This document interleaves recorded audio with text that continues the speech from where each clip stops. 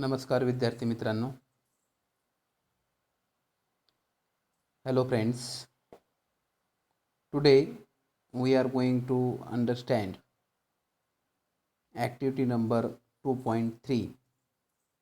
The title of the activity is The Little River. ही activity आपल्याला एक कविता आहे. This is a poem. It is written by great Indian poet Rabindranath Tagore. Here, before understanding the poem, we are going to understand warming up activity on the page number 35. So, open your books and see on the page number 35. Chit chat activity. You must have been for a family and or class picnic to a riverside picnic spot. Here, writer has told all of us that you must have experienced a family or class picnic to a riverside picnic area. So you have to answer 4 questions regarding your picnic in your mind. Okay. आपल्याला 4 प्रश्नांची उत्तरं द्यायची आहेत. 4 प्रश्नांची उत्तरं देताना आपल्याला लक्षात ठेवायचे की आपण कधीतरी नदीच्या किनारी आपल्या कुटुंबासोबत किंवा वर्गातील मित्रांसोबत गेलो असेल तर त्याच्या आधारे आपल्याला या प्रश्नांची उत्तरं द्यायची आहेत. पहिला प्रश्न आहे, what did you notice on the banks of the river. बरं, पहिला प्रश्न विचारला आहे की नदीच्या किनाऱ्यावर तुम्हाला काय दिसलं, काय आढळलं. Okay. Then you can answer that on the banks of the river I noticed there are many people. Some were come to wash clothes, some were come to wash their utensils, or you can say some were come to wash their animals, pet animals like buffalo, cows, etc. Okay.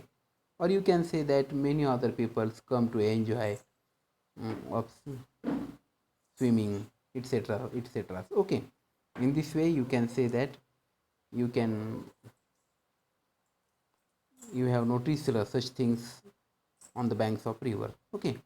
Then in the second question, in which season did you go? Was the river flow gushing or gentle? Here you have to answer by yourself, in which season did you go. Then you can answer that I went in summer season. The water was very low. It is only till the knee deep, or you can say that very less water in the river. It was not gushing or not flowing. It's a gentle stream. Okay. In this way you can answer. If you said that I went in the rainy season, that you can say that the water was flowing very hard or too much, and it is gushing very speedily. It is not gentle. Okay. In this way you can answer. Then the third question, did you notice other people by the river? What were they doing? Okay, I have already answered in the first question, what did you notice on the bank of river. Here about the people asked, then you can say that yes, I have noticed many peoples. Okay, like fishermen, then you can say washerman, then you can say some children's. Okay, all these answers you can give in your answers. What were they doing? Then you can say that the washermen are washing their clothes, fishermen and trying to catch fishes. Okay, then you can say some boys are enjoying swimming in the river. Okay, in this way you can say the acts done by the people. Okay. Then the fourth question, what should we do to make sure that rivers do not get polluted? Okay, very nice question. What should we do to make sure that rivers do not get polluted? नदी प्रदूषित होणार नाही याच्यासाठी आपण काय केलं पाहिजे. Okay, अशा प्रकारचा हा प्रश्न आहे की काय करावं. तर आपण सांगावं की we should not wash our utensils or cloths in the river water, direct in the river water. Okay, then you can say that company should not mix their leftover material or their liquid, poisonous liquid in river water, or people should care about the cleanness of the water. In this way, we all have to get care that the river water should not be get polluted. Okay, ठीक आहे. Okay, in this way you can answer this 4 questions. अशा प्रकारे आपण हे 4 प्रश्नांची उत्तरं देऊ शकतो. ठीक आहे. याच्यानंतरची काय ॲक्टिव्हिटी आहे, fill up the table of a season in India. भारतातले सीझन याच्याबद्दलचा हा टेबल आपल्याला काय करायचा आहे, पूर्ण करायचा आहे. ओके, इथं हा टेबल आपल्याला दिसत आहे, मी आपल्यासमोर दिलेला आहे. Time of the year, season, English name. पहिला टाईम दिला आहे तुम्हाला mid February to mid April, म्हणजे फेब्रुवारीच्या मध्यापासून ते एप्रिलच्या मध्यापर्यंत किंवा फेब्रुवारी ते एप्रिल अशा प्रकारे. सीझन कोणता असतो, तर तो सीझन वसंत ऋतू. ओके, इंग्लिश नेम काय आहे त्याला, spring, SPRING. Spring is a English name for season, vasant in Marathi. Okay, then April to June, mid April to mid June, it is a summer actually in English. In Marathi you can say it is a Grishma. Okay, then June to mid August, you can say that it is a Varsha season in Marathi, and in English it is a monsoon.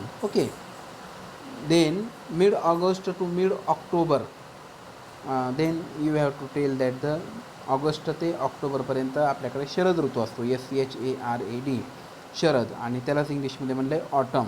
Okay, त्याच्यानंतर आहे October ते डिसेंबर, हा आहे हेमंत ऋतू, त्याला म्हणलं आहे pre winter.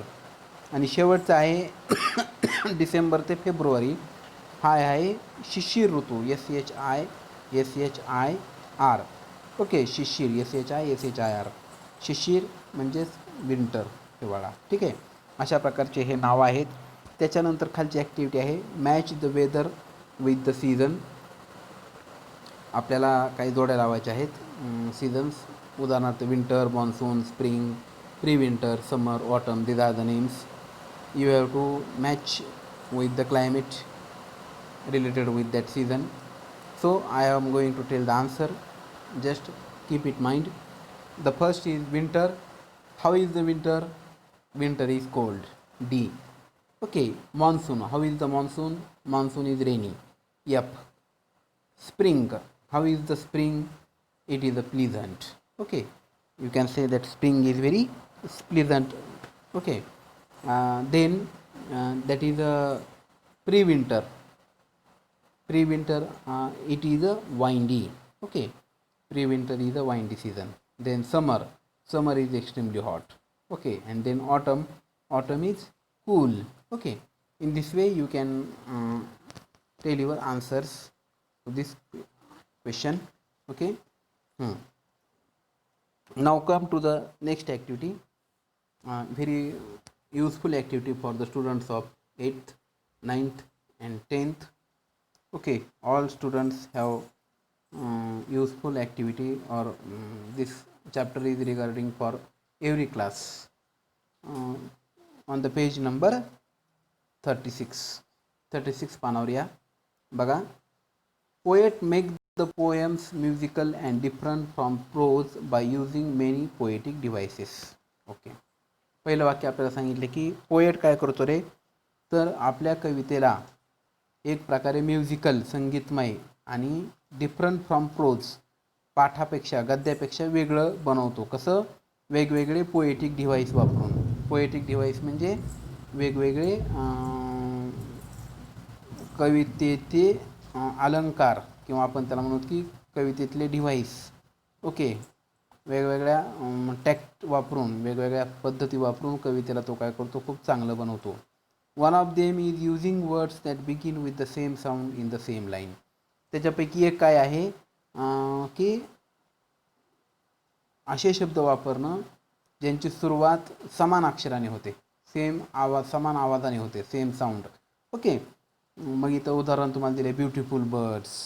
Beautiful बर्ड्समध्ये काय दिसते रे आपल्याला, तर बी आणि बी याचा आवाज ब हा सेम साऊंड आहे, beautiful birds. Sad songs, sad सॉंग्समध्ये स हा आवाज पहिला आहे, स यस यसचा. Stepping stone, S S. Okay. City sight, city sight, स स. नो वन नोज, बघा, नो वन नोज, न न हा नचा आवाज. म्हणजे अशा प्रकारे जे होत असतं, अशा वेळेला सुद्धा आपण बघतो की कविता आपल्याला एक प्रकारे सुंदर वाटते. काही काही कवी हे मुद्दाम अशा प्रकारचे आवाज आपल्या एकाच ओळीमध्ये सारखे शब्द अक्षरापासून सुरू होणारे शब्द वापरतात, जेणेकरून ती कविता आणखी चांगली वाटेल, त्याला एक प्रकारे सौंदर्य येईल. ओके. मग यालाच काय म्हणलं इथं बघा, this device is called alliteration. Look, this word is very useful one. I am going to underline here because this word is not only useful for you in the class of 8th, but also this is useful for the 9th and 10th also. Okay. 9वी आणि 10वी करता सुद्धा हा शब्द महत्त्वाचा आहे, मी त्याला underline केले. This device is called alliteration, alliteration. Alliteration म्हणजे अनुप्रास. अनुप्रास हा अलंकार आपल्याला आता पाहायचा आहे, बघायचा आहे. ठीक आहे. हा अलंकार आहे. काय आहे? अलंकार आहे. This is a figure of speech. Okay. Figure of speech म्हणजे अलंकार. मराठीमध्ये जसे अनेक अलंकार आहेत, तसे इंग्लिशमध्ये सुद्धा खूप अलंकार आहेत. त्यापैकी हा एक अलंकार आहे ॲलिटरेशन. त्याच्यामध्ये काय होतं तर बघा, आपल्याला काय सांगितले की समान आवाज शब्दांचा सुरुवातीचे समान आवाज येतो. बघा, this device is called alliteration and belongs to the set of similar devices named figure of speech. अशा प्रकारच्या डिव्हाइसला काय म्हणलं जातं? फिगर ऑफ स्पीच, अलंकार म्हणलं जातं. Figure of speech add to the beauty of poem. हे अलंकार का असतात रे? तर हे अलंकार कवितेचं सौंदर्य वाढवतात, ब्युटी वाढवतात. बरोबर आहे का? नुसतीच कविता वाचण्यापेक्षा सुद्धा काहीतरी कवितेमध्ये वेगळं पण आहे.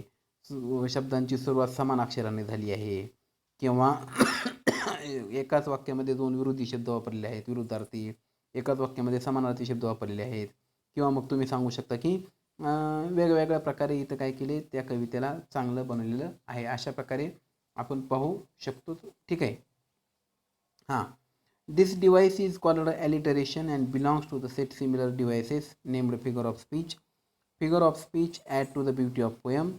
Now write 5 pairs of words that begin with the same sound. आता आपल्याला 5 पेअर्स काय करायचे तर ॲड करायचे, ज्याच्यामध्ये समान आवाज येतो, समान अक्षर वापरलेलं असतं, ज्याच्यामुळं आवाज सारखा येतो. उदाहरणार्थ बघा, बॅड बॉईज, ब रिपीट झाले. ओके. फन फेअर, फनमध्ये एफ, फच आवाज रिपीट झाला आहे. फन फेअर, नीट लक्ष द्या म्हणजे कळेल आपल्याला. बॅड बॉईज, ब ब. Fun fair, F F. Wide windows, wide विस्तीर्ण, विंडोज खिडक्या. ओके. Wide windows, W has repeated, wide म्हणजे व आवाज रिपीट झाला आहे. ओके. ग्रीन ग्रास, जी आणि जी रिपीट झाले, त्याच्यामुळं गचा आवाज रिपीट झाला आहे, ग्रीन ग्रास. स्टडी स्टोन, सचा आवाज रिपीट झाला आहे, स्टडी स्टोन. बघा, आवाज रिपीट झाला पाहिजे, अक्षराला महत्त्व नाही आहे. इथं एक उदाहरण दिले तुम्हाला, सिटी साईट. सी आणि यस हे दोन्ही अक्षर बदल आहेत, पण आवाज एक आहे, त्याच्यामुळे इथं ॲलिटरेशन हा अलंकार झालेला आहे. इथं सांगितले, here the first sound is important, not the first letter in the spelling. लगेच खाली सांगितले बघा की आवाज महत्त्वाचा आहे, स्पेलिंग महत्त्वाचं नाही. ओके. कधी कधी असं होईल की न्यू एन हे आहे आणि कधी कधी केचं सुद्धा न्यू नाईट. नाईट म्हणजे सरदार, KNEW, new night, KNIGHT night. इकडे एन आहे, इकडे के आहे, पण आवाज मात्र कशाचा आहे? नच आहे. त्याच्यामुळे ते ॲलिट्रेशन होईल, न्यू नाईट, KNIGHT. म्हणजे अशा प्रकारे ॲलिट्रेशन आपल्याला सांगता येऊ शकतं. ठीक आहे. हा एक अलंकार आहे. याच्यानंतर आणखी एक आपल्याला अलंकार बघायचा आहे, तो सुद्धा अलंकार बघा, नीट लक्ष द्या. Poet also make use of words that resemble a sound. काही काही वेळेस कवी काय करतो रे, आपल्या कवितेमध्ये असे शब्द वापरतो की ज्याच्यामुळं आवाज कळतो. उदाहरणार्थ पक्ष्यांचा चिवचिवाट म्हणलं की चिवचिवाट म्हणजे एक ठराविक आवाज आहे. ढगांचा गडगडाट, गडगडाट म्हणलं की एक ठराविक आवाज आहे. कडकडाट एक ठराविक आवाज आहे, बरोबर आहे का. डरकाळी एक ठराविक आवाज आहे. म्हणजे अशा प्रकारे मराठीमध्ये जसे आवाज आहेत त्याच इंग्लिशमध्ये सुद्धा त्यांना सुद्धा शब्द वेगवेगळे आहेत. त्याच शब्दांना काय म्हणलं जातं, एक वेगळ्या प्रकारे अलंकार सांगितला जातो. बघा, the words are for example bank, fish, beep, rover, tweet etcetera. असे वेगवेगळे हे शब्द आहेत. Such words are called onomatopoeia. Okay, onomatopoeia. बघा, such words are called onomatopoeic words. Onomatopoeic words असं त्यांना म्हणलं जातं. म्हणजे ध्वनी बोधक शब्द काही काही असतात ज्यांच्यामधून ध्वनी प्रकट होतो, ध्वनी स्पष्ट होतो. If they occur in same line of a poem, if they occur in some line of the poem, the figure of speech in that line is called onomatopoeia. बघा, अशा ठिकाणी जे फिगर ऑफ स्पीच घडून येतं त्याला म्हणले ऑनमॅटोपोइया. मी तुम्हाला ह्या फिगर ऑफ स्पीचला मुद्दाम अंडरलाईन करतोय. आपण सगळ्यांनी काय करायचे ते लक्षात ठेवायचे की हे आपल्याला फिगर ऑफ स्पीच नुसतं आत्ता नाही आहे, तर हे फिगर ऑफ स्पीच कधी आहे, कायमस्वरूपी 10वीपर्यंत आपल्याला ह्या फिगर ऑफ स्पीचला शिकायचं आहे. ओके, बघा मी इथं अंडरलाईन केलेलं आहे. कुठलं, ऑनमॅटोपोइया. ONOMATOPOEIA.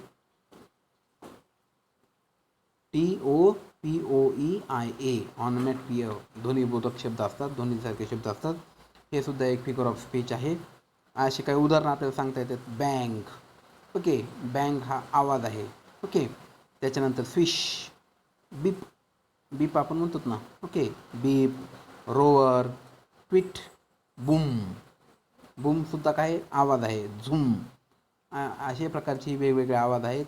असे जर आवाज दाखवणारे शब्द जर कवितेमध्ये आले तर त्या लाईनमध्ये ऑनमॅटोपोइया हा अलंकार झालेला असतो. ठीक आहे, ओके. अशा प्रकारे हे 2 अलंकार आपण इथं शिकलेलो आहोत. त्याच्यानंतर तिसरी ॲक्टिव्हिटी आपल्याला इथं सांगितली आहे, play a game. Set a time limit of 5 minutes using letters from word onomatopoeia. Make as much as 4, 5, 6, 5 letters words and write them down. The one who makes maximum number of words within the time limit is a winner. हा एक game आहे की ऑनमॅटोपोइया ही जे आपला अलंकार आहे त्या अलंकारापासून आपण काय करायचे, त्याच्यातल्या अक्षरापासून 4 अक्षरी, 5 अक्षरी, 6 अक्षरी शब्द तयार करायचे. उदाहरणार्थ मी एक शब्द तयार करून दाखवतो तुम्हाला. बघा, याच्यापासून तयार शब्द होतो कुठला, ओनियन, ONION, ओनियन हा शब्द तयार होतो. बघा, ON पहिले 2 अक्षर, आय शेवटून दुसरं अक्षर, त्याच्यानंतर पुन्हा O आणि पुन्हा N. इथं 2दा काय आलंय,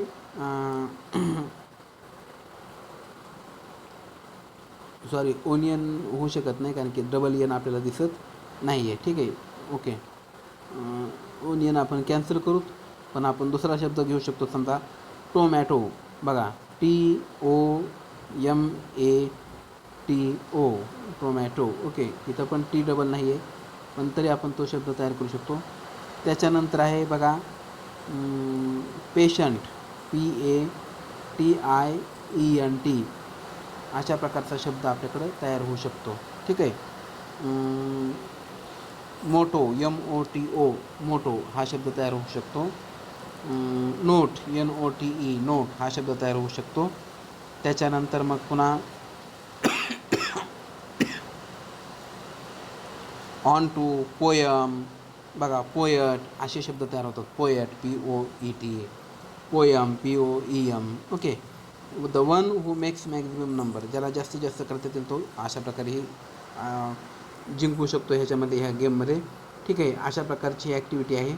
आपण सगळ्यांनी ही ॲक्टिव्हिटी, चिटचॅट ॲक्टिव्हिटीमधले सगळे प्रश्न, वॉर्मिंग अपचं पूर्ण सेशन, शिवाय ॲलिट्रेशनची काही आणखी उदाहरणं, ऑनमॅटोपोइयाची आणखी काही उदाहरणं, अशा प्रकारे ही सगळं आपल्याला काय करायचं आहे, आपल्या वहीमध्ये व्यवस्थित चांगल्या अक्षरामध्ये सोडवायचं आहे आणि ते माझ्याकडं पुन्हा पाठवून द्यायचं आहे. जे सोडलेलं मॅटर आहे तुम्ही ते सगळं. ठीक आहे, धन्यवाद. सगळ्यांनी दररोज अभ्यास करायचा आहे.